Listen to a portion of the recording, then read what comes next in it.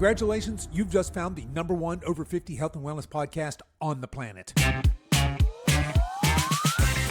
Hello and welcome to the Over 50 Health and Wellness Show. I'm your host, Kevin English. I'm a healthy aging expert and the founder of The Silver Edge, and I am on a mission to help men and women just like you build lean, strong, healthy, capable bodies they love for the rest of their lives. All right, folks, today we are diving deep into a topic that generates a ton of confusion and even more misinformation, and that is keto, low-carb eating, and the role of high-protein nutrition as we age. So, if you've ever wondered, is keto actually healthy long-term? Do I really need more protein after 50? If so, how much? How do I lose fat without losing muscle? And what should I actually be eating to feel younger, stronger, and more energetic?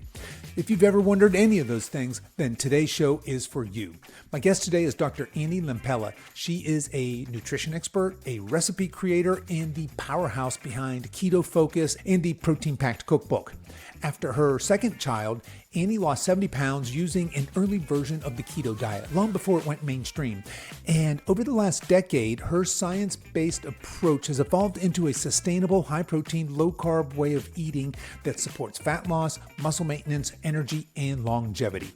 And today, she's here to share what really works, especially for those of us in our 50s, 60s, and beyond who want to stay strong, sharp, and fully alive in the second half of our lives. All right, folks, so whip up your protein smoothies and let's meet Dr. Annie. Started about almost 15 years ago now. I had just had a baby. It was my first, actually, no, it was my second child. And I was looking to lose some weight, and I was always into just health and fitness. And my husband told me about this new emerging diet coming out called the keto diet. And this is actually before it was even really popular, because keto didn't really get, I mean, it's always been around, but it didn't really peak in popularity until maybe like 2019, 2020. So this was back even 5 years before that. And we started learning about it and hearing about it. And he was like, it's a great way to lose weight, but also it's an ideal way of eating if you want to have like really optimal cognition and performance and to think clearer. And I was just so exhausted all the time because at that time I had 2 kids and I was working full time as a pharmacist. So I thought I'd try it, and he tried it too. And it worked. Like, we both dropped some weight and I lost a lot of my baby weight that I had gained, and I felt better too. Like, I just had more energy. I wasn't having these like afternoon crashes. So I just felt like, oh, this is my lifestyle for me. And I got really interested and I've always loved cooking. So I got really interested in the kitchen and trying to find different ways of turning some of our favorite high carby comfort foods into low carb keto additions. And that was fun. And it wasn't until a few years after that, I decided, I was like, I really should put a lot of these recipes out there. And I decided to start an Instagram page and got really into like taking pictures of my food and posting the recipes. And this is right when keto started getting popular. And so my Instagram page started to explode. Then I decided to start a YouTube channel, and then that exploded too. And so I was fortunate enough to quit my job as a full-time pharmacist and pursue this as a career, where I publish recipes on my website, KetoFocus.com. I have my YouTube channel. It's called KetoFocus. I release recipes on a weekly basis there too, along with health information too. And so that's where it just kind of bloomed. And then, now I'm writing a book that's called Protein Packed. This is out now, available to purchase. But how this is different than just straight keto was, a few years ago, I shifted more from straight keto to more low carb and focusing on higher protein. I have my boys now. I have 2 boys. They're both teenagers, and they are very active in sports. They're multi-sport athletes. So at any time, they're involved in 2 different sports. So really trying to focus on getting enough protein for them so they can fuel their bodies has been my mission. And I've just kind of dove into the research and science about, the benefits of eating higher protein and how it's not just great for them as athletes, but it's actually essential for anyone. And so that's why I came out with this book. Was I wanted it to be high protein recipes, because that's how everybody should be eating. We need to be getting enough protein in our diet, and I think a lot of us are not. But also keeping things low carb too, because there's still benefit to eating low carb. Not necessarily strict keto. If you want to eat strict keto, I think that's fine, but the keto diet is really hard to sustain long term for some people. So I think this is a nice balance of having the higher protein and then just focusing on low carb, but not necessarily keeping your carbs so low that you can't have fun. All right, right on. I love it. I love that story. We're gonna pull a bunch of that apart. Okay, good. I just want to. That was probably really long-winded. No, that was perfect. I like that you said, hey, my husband had probably had a friend that had some success with keto, and you're right. The 15 years ago, this was, I guess, Atkins was popular. Yeah, it was around. Kind It of was with around low carb, Atkins. but yeah, Yeah, we listened but to a not a whole lot of like keto, right? Yeah, no, yeah. yeah, We were into really like Dave Asprey's podcast sure, and the Bulletproof yeah, podcast and stuff. So yeah. I think he had interviewed a couple of people on there that talked about it. And it was interesting too, because it's like, so I went to pharmacy school and we learned a little about nutrition there too. And when I was in school, it was during the time when it was more like still low fat was popular, low Hmm. fat, like the heart healthy diet was more higher carbohydrates Yes, it was. and low Yeah, fat. So when he first told me about this, I was like, oh no, that's so bad for your health. You don't want to eat high fat. Like, you don't want to right. do that. And so, but the more I researched it and kind of looked at some of these sources of these doctors that were talking about it, I was like, wow, I get it. Like, it's actually true what they're saying. Like, it's actually better for you than a high carb diet. Yeah, I think my audience all remembers as when we were younger, the food, the recommendation, the triangle, and it had, what was it, 8 to 12 servings of cereals and grains was the Yeah, I know. recommendations. Yeah. And look, if you're a sedentary adult, that's a recipe for metabolic disaster, isn't Yeah, it? yeah, exactly. Yeah. I mean, Maybe if somebody you're a that's high active can performing get away athlete, with that. Yeah, because you sure, have more like you muscle. It mentioned, can yeah. deal with that glucose. So, Right, right. And we're going to get there too. So let's yeah. put a pin in that. We're definitely going to pick that apart a little bit. So I'm curious. So when 15 years ago, when you said, hey, I had my second kid, I was just looking to get rid of some brain fog and lose a little weight. What was your diet then? Were you and your husband, you mentioned you'd always been healthy. Were you following government guidelines? Were you eating the standard American diet? How were you eating before you made that switch? I honestly was probably eating more of the standard American diet, just because Hmm. it was just easy at the That's what time. I was happens. Yeah. working full time, Yeah. and yeah, exactly. It's interesting because when I was in my 20s, I was a health nut. Like, I probably exercised 2 hours a day. I did like an hour of cardio and strength training. I've always loved lifting weights, but I was like chicken breast and sweet potato girl. And then after we had kids, and when you have two boys that are around the same age, they're like almost 2 years apart, and working full time, you're just kind of like desperate to get whatever you can on the dinner Hmm. table. So it switched more to standard American diet. So, yeah, Yeah. maybe some not so good carbohydrate sources, and we still had meat and stuff, but I didn't really focus on getting a certain amount of meat with each meal like I do now. And now you mentioned that you had some pretty remarkable results from going keto. What was that process like? Did you just one day just say, okay, we're going to try this ketosis, this keto diet, and just flip the switch? Did you ease into it? What did that transition look like for you? My journey has been kind of all over the place with it. It started first with just, yeah, we flipped the switch. It was Mm. kind of went cold turkey into it. And then, which was great for several months or so. The problem, and this is what I think a lot of people run into, is that all of a sudden, like, holidays roll around, or you're in social situations where it's harder to eat low carb. So then you kind of run into that temptation of like, well, I'm hungry, or I don't want to be rude, so I should probably eat this. And then you can fall off. So it's, I've learned through the years to be more like, give myself grace with it. If you want to be strict keto all the time, I think that's great. It's really hard to do that way. So what I developed into over the years was just a more relaxed approach of like, yeah, I'll eat this way the majority of the time, like 80-90% of the time, but I'm still going to enjoy myself. So if we go on like vacation, or because I'm still a foodie, I love to try different types of foods. Actually, it's where I get my inspiration for my recipes a lot too.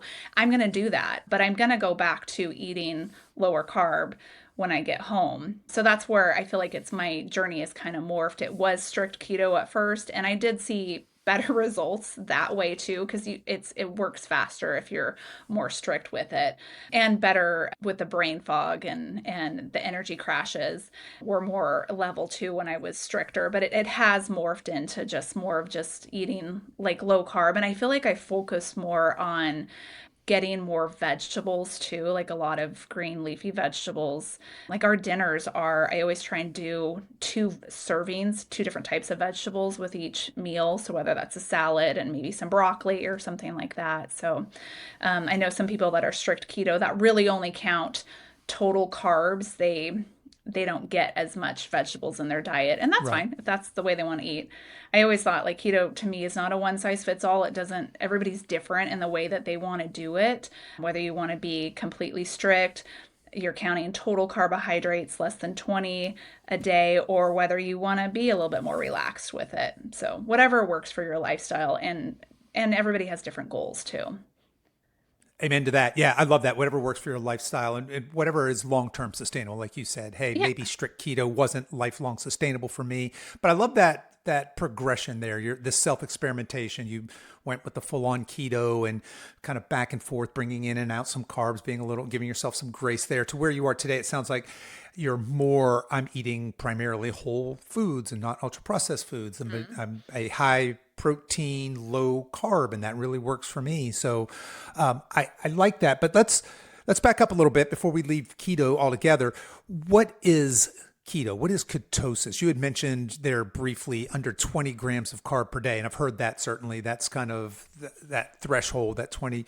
What happens? Why would somebody go quote unquote keto? What's the difference between being in ketosis and not? Yeah, so when you decrease your carbohydrates, you're not getting that insulin response, and it's insulin that shuttles the glucose into your muscle tissues, but once those are full, it shuttles it into your liver and your muscle tissues, but once that's full, it gets converted into fat. And so the benefit of limiting your carbohydrate intake and focusing more on like protein and fat is that you're not getting that insulin response. So then your body changes over to more using fats for fuel. It not necessarily protein for fuel, because it wants to use that protein to build muscle and cellular repair and your immune system, all that jazz. But it starts to pull fat, stored body fat and dietary fat for fuel instead of using carbohydrates as sources.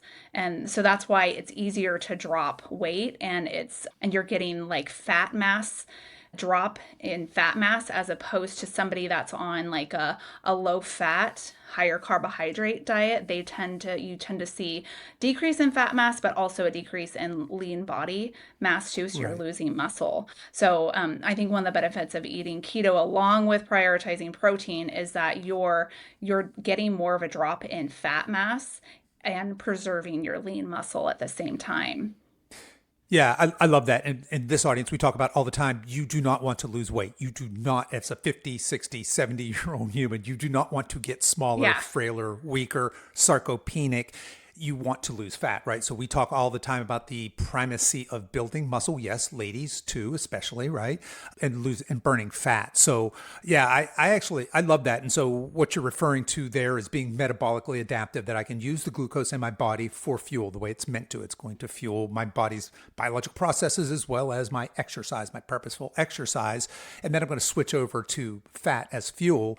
But like you said, if I have too many carbs, and this is a big problem with especially the standard American diet and the sedentary lifestyle, is I've got all that all those carbs are converting quickly and efficiently to glucose. The body's using that for its processes, metabolism, and for my, my walks, my exercise, whatever. All that's fine and good. You mentioned then the liver's going to store some for later. That's fine. But then what happens is that the body is just so efficient at storing the remaining glucose as fat, and that's evolutionary design, right? That was to keep us alive during food shortages and for famines, etc. And unfortunately, we don't have food scarcity. Nobody's going, fortunately, hopefully, through any famines or anything like that. So that evolutionary design is not really serving us any longer. Yet we have all of these especially these highly processed carbs that are breaking down very, very quickly. And like you said, if you're an elite athlete, you can eat all the carbs you want because that carb is going directly into your muscle. It's being utilized as fuel. But for those of us that aren't elite athletes or aren't really exercising, you had mentioned, hey, I was doing an hour of carb and an hour of cardio and an hour of strength training. You were probably burning quite a bit of glucose there. So just some food for thought, so to speak, there as you're looking at, hey, how do I partition my carbs and my fats and my proteins? All right. So I don't want to scare anybody away from carbs because certainly when we talk about vegetables, fruits, things like that, those are very healthy carbs. Yeah, definitely. Yep. Probably, and I feed my kids carbohydrates. Yeah. Sure. I mean, my kids, I try and do, like you said, like whole food source, but potatoes, sweet potatoes, rice, like it's always on our dinner table. Cause I think those are fine, especially even if you want to you could still be low carb and still have some of those carbohydrate sources. Sure. Or even if you don't want to be low carb, I just think eating wholer food sources are the best way to go. But if you're 100%, if you're an athlete, you need some carbohydrates too. Yeah, I heard Dr. Gabrielle Lyon say it this way. She said, look, you have to earn your carbs. Said that's a tough thing to say in today's cultural environment, but it's absolutely true. If you are sedentary, you just haven't earned, quote unquote, earned very many carbs. Yeah. You should probably eat lower carb for your health. If you're very active, then you have, quote unquote, earned more carbs. So that's just another way of looking at it. Let's see, Andy, before we leave carbs, talk to me about, are you a fan at all of like carb cycling? I know that's gotten a little bit of press where we kind of have days or periods where we're eating higher carb and then lower carb. Do you mess with any of that or not so much? Never have. I just never have. Yeah. Yeah. I guess because I heard mixed things about it. So I just never have tried that. Yeah, we don't really promote that here on this show. I know personally on days when I'm more active, I eat more carbs and I eat them closer to my workouts. On days when I'm going to be more sedentary, a day like, where I'm doing back-to-back to-back podcasts or coaching calls, I'm going to be sitting a lot. I just kind of limit my carbs. So it just kind of naturally cycles a little bit like that. But for actual, this is a low carb, I'm going to do 2 low carb days and then 3 refeed days or things like that. I know that's out there among some people. I didn't know if you had any experience with that or not. No, I think honestly, with you saying that, I'm probably like that myself too, where because I do notice just naturally occurs. Yeah, I feel like I do when I work out a little bit more. You do kind of feel like you need a little bit higher carb source. So, I probably do it naturally. Just never thought about it. And now I'm curious, do you track? Are you a MyFitnessPal or any one of those? No, I have tried before, but it's really hard to do it consistently. I think the main thing that I did it when I was strict keto and trying to have a certain carb number. But after you do that too for a number of years, you kind of get an idea of how much carbs are in certain things, especially I'm a creature of habit and tend to eat the same things all the time. And now I mostly just kind of track proteins and how much, but even then I don't track it in MyFitnessPal. I know how much protein is in a half a cup of cottage cheese and how much is in, 3 ounces of meat or 4 ounces of meat. And so I kind of get an idea, like a roundabout estimate that way of tracking. But I don't, It's too much for me. It is a lot. Yeah, it is a lot. I encourage everybody to do it at least for a couple weeks in their life, right? Because there's so much you learn about your food, definitely. about portion size. And of course we get an idea of what are average, how many calories do I eat on average, and how much of that's from protein, how much from fats, how much from carbs. So certainly if you've never done that, weighing, measuring, tracking your food is a really good exercise just for the education you get, even if you only do it for a week or two. So certainly there's that. All right, well, let's talk a little bit about protein, since the book is protein packed. People, why protein? Why a high protein diet? When you say high protein, are you talking about a lot of meat? Are you talking about vegetables and plant sources? When you say high protein, why high protein, and what are we talking about? So I think protein is really important for everyone.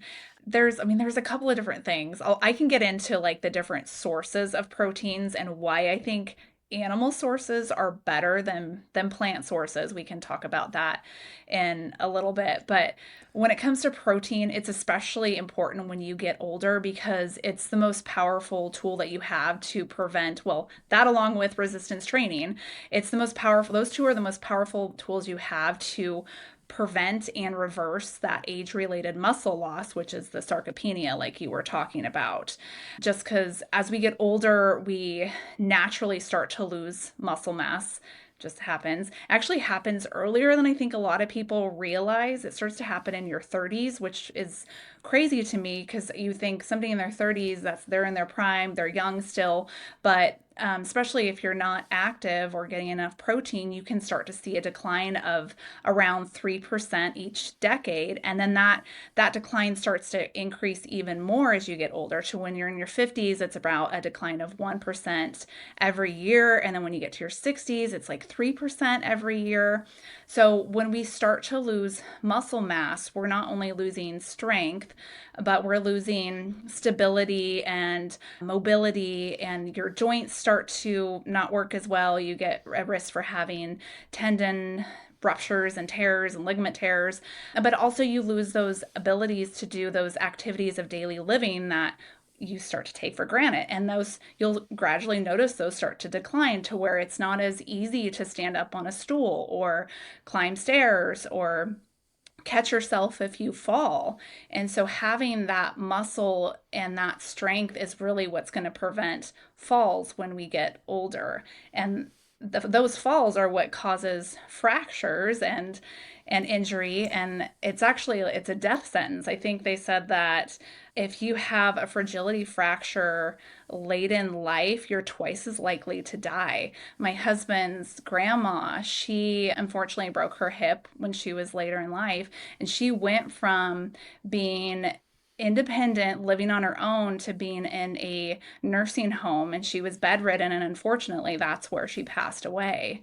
So that's to me like it's not about, when you get older, it's not about building muscle and like looking good to build muscle, like having a fit physique, which is nice. We all still want to look good when we get older, but it's more about function and maintaining that independence. And that's where my passion is with like eating higher protein, because I want to live I want to live a long life, but I want to live a long life where I'm going to live it to the fullest and be able to still do the things I love and still do things around the house too, like just to get off of a chair, get out of bed, things like that.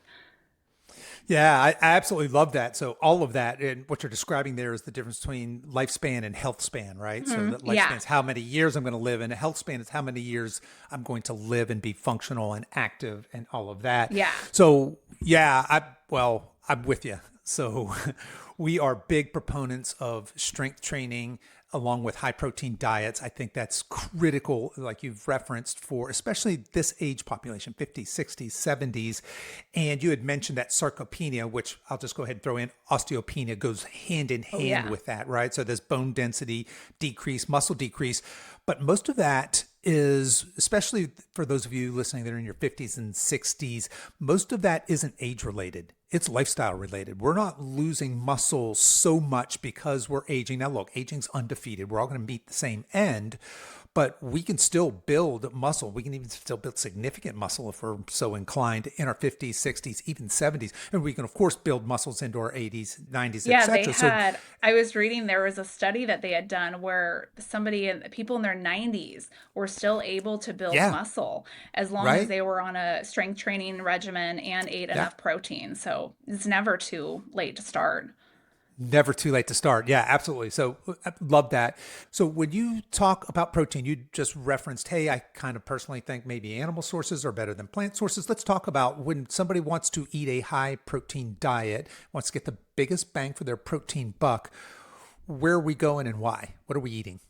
The best source of to get the best high quality protein, and with high quality, I'm talking about ones where you're getting the most amino acids. So when you talk about protein, there's proteins where you're getting complete source of amino acids. So there's amino acids that your body can make on its own. Those are called incomplete proteins, and then there's ones where you have to get them from your diet, and so those are like essential protein or amino acids that you get from your diet. So fortunately, animal proteins are complete sources of protein, so they contain the non-essential amino acids and the essential ones. Unfortunately, the majority of plant proteins are incomplete proteins, so they don't contain those essential amino acids that your body needs. There are some that are pretty darn close to it, like I think soy products and tempeh. I'm not a Tempeh. vegetarian. Yeah. Hmm. So those are really close to, or they either are really close to being complete sources of protein. So the main thing, though, when it comes to these essential amino acids, there's one amino acid in particular that's leucine that the body needs. And leucine, your body has to have a certain amount of leucine in it in order to trigger muscle building. And that amount, I think, is like 2.5 grams of leucine per meal. And you can easily get that from having just like 4 ounces of high quality protein, like 4 ounces of chicken breast. And unfortunately, with plant proteins, since some of them don't contain leucine or they don't contain enough of it, you're not getting enough leucine to get that muscle building capability. So you could still have, like, I don't want people to shy away from being a vegan or a vegetarian, but it's a lot harder to get sufficient qualities, or the quantity of protein plus the quality of it too, when you're a vegetarian or vegan, because it's hard to get that leucine level. And so the best way to do it is to really make sure that you're mixing and matching your protein sources from, yeah, having some soy products, that maybe having some beans and lentils, and even vegetables have a certain amount of proteins in them too. But you have to be really diligent about it. And so whereas having an animal based diet, it's a lot easier. It's much, much easier. Yeah, we've had clients that are strictly 100% plant based, and that's really challenging. It can be done, but if you're going to be a whole foods plant based person, getting that, like you said, that not just the protein, high protein in your diet, but getting that correct amino acid balance can be really, really tricky. And as we age, that natural leucine sensing seems to dull just a bit. So that dose of protein that we want to take in is really, really important for us. So, yeah, I love all that. So, clean sources of, I guess, lean meats are going to be your go-to. Then our Mhm. dairies, right? So Greek yogurts and cottage cheeses. What about protein powder? Is that something that you personally use? Is that something you I advocate for do. folks? Yeah, and Yeah. I think it's great. I always like whole sources of protein better. I think like the Mm-hmm. having, yeah, actual chicken or a steak, like the stuff like that is going to be better for you because you're not, just the way that it's digested is a little bit better, and plus you're getting all those extra vitamins and nutrients as well. Mm-hmm. But I think there's also a space for protein powders, especially if you're trying to reach a certain goal, like a certain level of protein. It's easier to get there when you're having a protein shake or protein powder. I think it's also easier, especially for older adults, to use protein powder because as you get older too, you just don't have the appetite that you used to, and so, or the energy to cook, or maybe it's physically hard for you to stand in the kitchen for that long.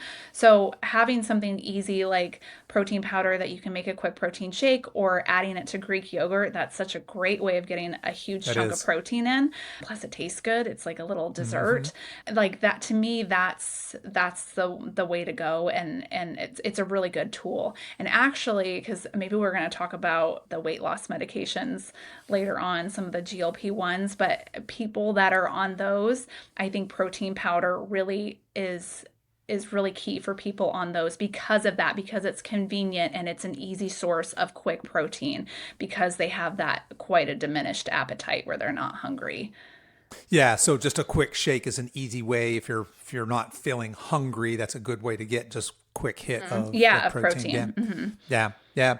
Now, are you a big fan of whey, a good high quality whey? Again, looking at that amino acid profile, we've got a bunch of options for protein. There's like the actual food based dehydrated food concentrate type protein powders. There's the whey protein powders. Of course, there's all the plant based protein powders. Do you have a preference there? The way the 100, the way isolate 100% isolate is Way to my go. Yeah. favorite. Yeah, yeah. Right I on. think the plant based ones are good too, especially if you do have, because there are some people that have sensitivities to whey Hmm. protein.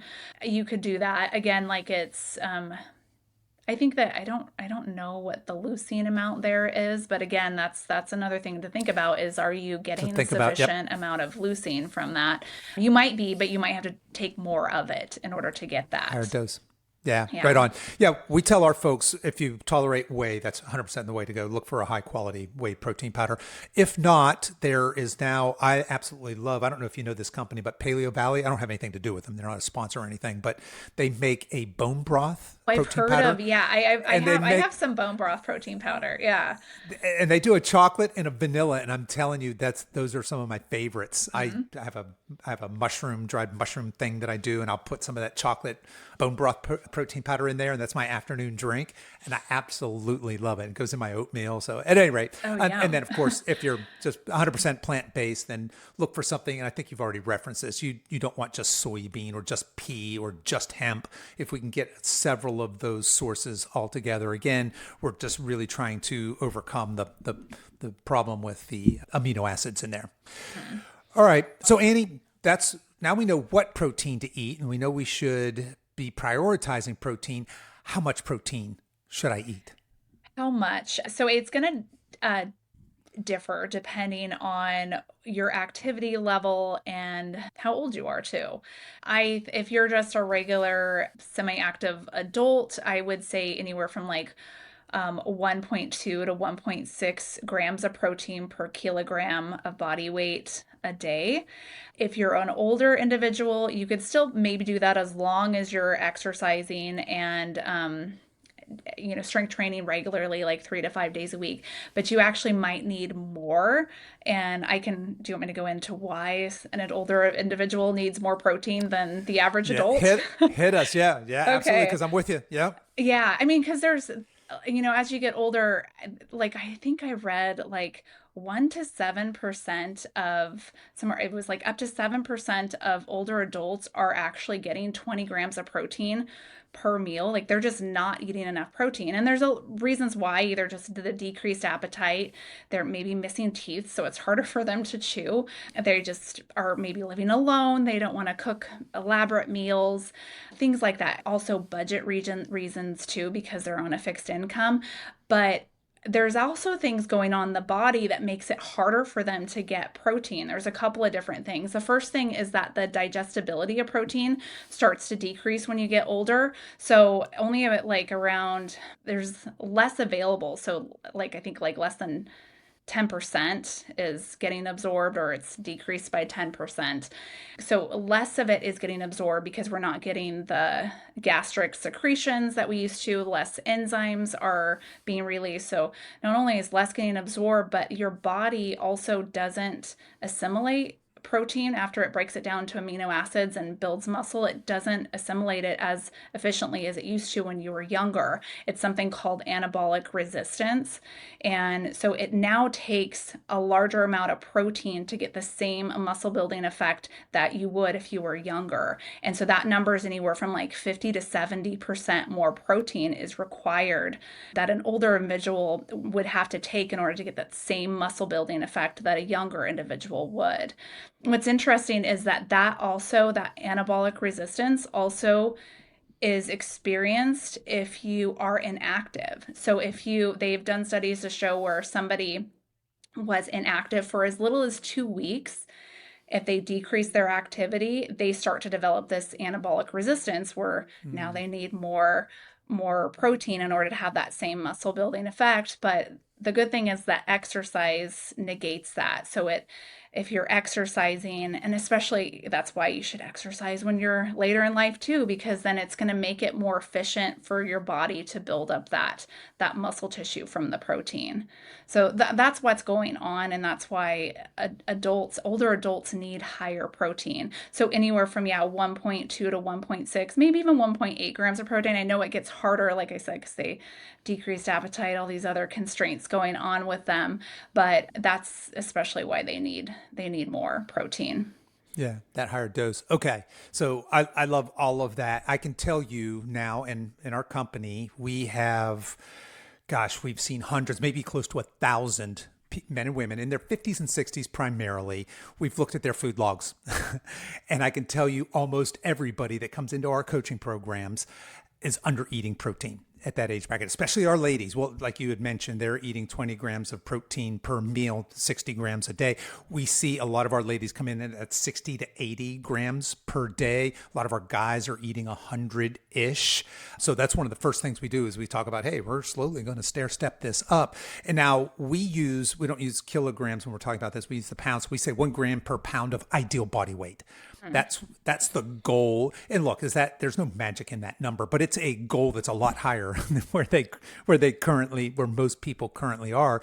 And I think that people are surprised at how much protein that is. If you're not used to eating a protein forward, high protein diet, that's a lot of protein. So you take a woman, maybe she's 150 and her goal weight is 130 and she's currently eating 80 grams of protein. And now we're going to say, hey, your new goal is 130 grams of protein. I wouldn't recommend you do that tomorrow because like you said, there may be some difficulties in processing that, but certainly over time, changing your eating behavior slowly, steadily, so that you're increasing the protein. And what we're hoping there is that we're replacing, because as you know, protein's it is the most satiating of the macronutrients. So it's more satiating than carbs or fats, and we're feeling fuller longer when we're eating more protein. And so we'll naturally stop eating some of those, especially the crappy carbs maybe that are in that diet. But yeah, we see time and time again, like I said, hundreds, if not 1,000 clients over the last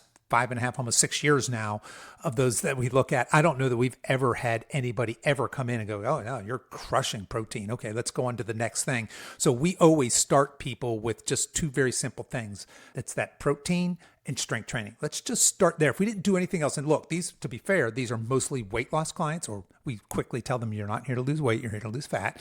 And we say, before we even worry about a diet or calorie restriction, we're going to get you strong, we're going to get you on a high protein diet. Once you have gotten a little bit metabolically healthier, once you've gotten stronger, once you've gotten fitter, once you're eating more protein, then we can kind of talk about, okay, now let's talk about how much you're eating and whether it's appropriate for you to start a fat loss phase or whether you should continue in a metabolic health phase, et cetera, et cetera. So yeah, I think you're spot on when you talk about how older people need that higher dose of protein. And just ironically, what happens is we get older, we're eating less, not more, I think, typically. So we end up in a bad place where you're looking at, in my age demographic, 50, 60, look, I'm 61. I don't feel old. I don't consider myself old, right? I'm not an old man yet, at least in my mind. But I want to roll into my 70s and my 80s, and if I'm blessed enough to live to be 90, I want to be healthy and have that health span that you were talking about. I want to be able to do stuff and keep up with grandkids and maybe even great grandkids, right? And so it's incumbent upon me then to have the behavior that's going to reflect that future self, which is eating a clean diet with lots of protein and continuing to strength train and do my aerobic stuff, all that fun stuff, right? Yeah, absolutely. Yeah, that's exactly what it's all about. Yeah, yeah. So I think that when we think of high protein, we think about muscle, but I mean protein is so much more important, right? Because you had mentioned, hey, we want muscle, we want bone density, we want that connective tissue, but protein's important for our hormone production, it's important for our immune system, it's important for brain health, right? It's got all of these other effects besides just you getting swole or jacked or something Oh like yeah, that. yeah. Yeah, right? Well, and it's like Yeah. protein is it's the only macronutrient that provides nitrogen, and that's Mm-hmm. what your DNA is in RNA. It's nitrogen. So in all your cells, like it's the only place where you're going to get a nitrogen body to support all of the cellular functions. So it's everything from wound healing, yeah, immune system, not all Yeah. hormones, but a lot of hormones, all of Mm-hmm. your receptors, that neurotransmitters glob onto, those are made up of proteins. And so it's not just about building muscle, it's about the whole picture of like making everything run correctly and optimally. Yeah, sure is, isn't it? All right, well, let's talk about some strategies for getting a bunch of protein into your diet. And where I love to start with most people is they're eating really low protein breakfast. I'll have people say, no, I have a high protein breakfast. I say, okay, tell me what it is. And it's like, well, I have 2 eggs and I have some juice and some toast. And I'm like, okay, let's see. You're about 15 grams of protein so far. That's not high protein. So talk to us a little bit. If I want to start my day with a high protein breakfast, you are the queen of recipes and delicious ideas. What do you recommend for folks who are looking to transition to this lower carb, higher protein kind of diet? What do you recommend for folks for breakfast? Yeah, I think it's, yeah, absolutely, breakfast is the most important like meal that you can get a high quality of like high amount of protein in. And can I say the reason why? It's Yeah, come on. because if from like a weight loss standpoint, it is, if you want to get like around 30 to 35 grams of protein within 1 to 2 hours of when you first wake up, because it actually keeps you fuller longer than if you just had carbohydrates for breakfast or even nothing for breakfast. It Yep. keeps you fuller a lot longer just because of those hormones that you were talking about. It releases all the satiety hormones and decreases your hunger hormones. But so when it comes to breakfast, it's extremely important to make sure you're getting, yeah, 30 to 35 grams of protein within 1 to 2 hours of waking. The way I do that is I put protein in my coffee. And so that's like the Mm-hmm. first thing I have. And I like to just do a protein shake. I get like a caramel flavored protein shake. And instead of using creamer, that's what I use in my coffee. I even have a recipe in my book, Protein Packed, for a protein creamer. If you wanted to make your own, it's pretty easy to make a protein based coffee creamer. But that's a great way to get anywhere from, depending on how much coffee you have and how much creamer you add. But it's a great way to get like 10, 15, 20, even 30 grams of protein right away. It's just in your coffee, especially if you don't really like to eat a lot in the mornings. But another way is I'll add a little bit of cottage cheese in my eggs. So making scrambled eggs, because Mm-hmm. you know, one egg only has around 6, 7 grams of protein in it. And so in order to get a little bit more protein, I'll add like a quarter cup or even like a half a cup of cottage cheese in there. And that's adding an additional 7 to 14 grams of protein. So yeah, eggs, cottage cheese, those are all quick. Bacon, I love bacon too. If you're trying to limit your fats, you maybe wouldn't want to do that. Or you can do turkey bacon or something like that. But those are just easy ways to do it. And if you're not much of like, if you don't like eggs and bacon in the morning, like I mentioned before, a cup of Greek yogurt with a scoop of protein powder. One Up Nutrition makes a really good, I think it's called lemon ice protein powder. That scoop of that in the Greek yogurt is so, it's like a lemony yogurt, is so Yeah. good. So I mean, those are just some simple ways that you can do that. Yeah, I love it. And I'm with you. The protein powder, the flavored protein powder in Greek yogurt and mixing it up, that's a hack. I mean, it's Hmm. like dessert. So just the plain Greek yogurt, and then you take a flavored protein powder and you just swirl it all together. It's just a protein packed deliciousness. I will experiment with that. Sometimes I'll put some of that dehydrated, that what is it, PB Fit peanut butter and some chocolate protein powder in with some Greek yogurt and mix it all together, stick it in the fridge and let it get nice and kind of this nice consistency, this nice texture, and I'll eat that for dessert. You can fold in blueberries and other deliciousness if you want. All right, so there's our challenge, folks. For those of you that are interested in maybe upping your game, your protein game a little bit, would you say 30 to 35 grams for your breakfast? Ladies, let's do this. Ladies, your goal is to hit a minimum of 30 grams of protein for your breakfast this week. And guys, let's shoot for 40 grams, because let's say you're a 200-pound dude and maybe you wish your weight was 180. Well, according to the 1 gram per pound of ideal body weight calculation, that's 180 grams of protein that you are aiming for. That's a lot of protein. And if you don't get ahead of that early, you're just never going to make it, right? If you have some cereal or oatmeal or some of these other more traditional breakfast foods, you're just going to hit that. So that's our goal. Ladies, we'll aim for a minimum of 30 grams. Guys, let's aim for a minimum of 50 grams. All right. So what other hacks do you have for folks to get a little bit more protein into their diet day to day? Let's just some tips and tricks to get a little bit more protein in. Yeah, well, first off, you can supplement it throughout the day too. Like if you do need to have like a snack, I think hard-boiled eggs are great. Cheese is Hmm. also a good source of protein too. That's where protein shakes can come into. One of the things that I've been doing that's actually gained popularity, and some of your audience might already know this, but doing cottage cheese bowls. And I've done 2 videos now on my YouTube channel with various recipes, but I know some people are not fans of cottage cheese, but you'll be surprised when you make these bowls, especially the savory ones, because you can do a sweet version, but you can do a savory version.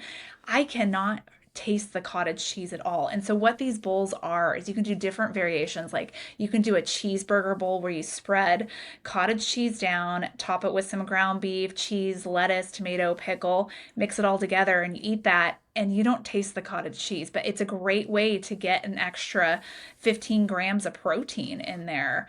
And then you can do it with a taco bowl too. One of my favorites this summer has been like a caprese cottage cheese bowl where instead of using mozzarella cheese, it's the cottage cheese with the basil and the tomato and a little bit of balsamic vinaigrette.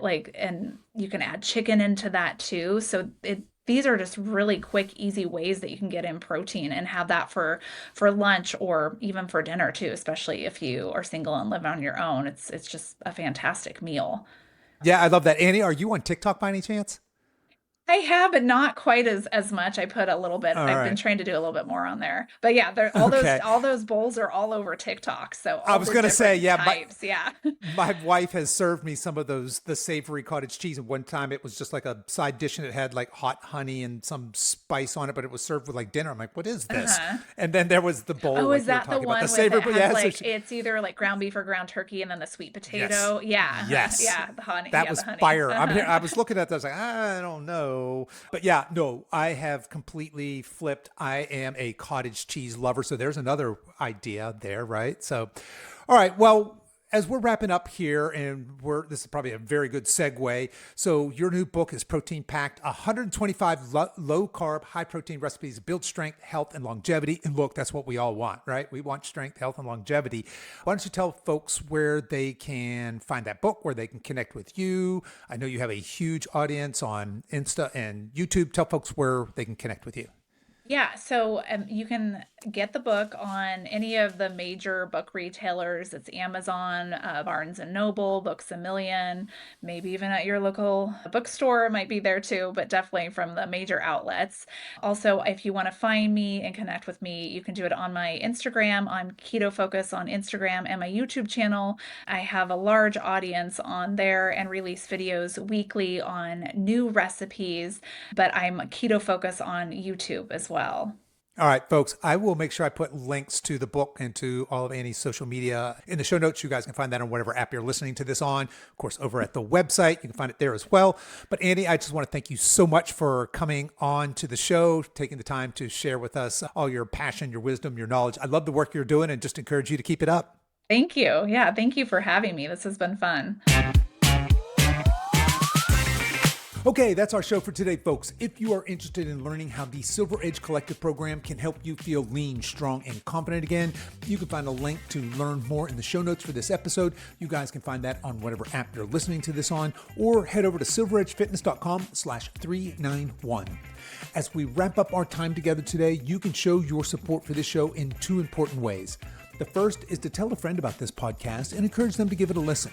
The second is for you YouTube folks to click the like and subscribe buttons, and for you podcast folks to please give this podcast a 5-star review on whatever platform you listen to podcasts on, and be sure to subscribe and follow so you don't miss any future episodes. I really appreciate you spending your time with me today, and until next time, stay strong.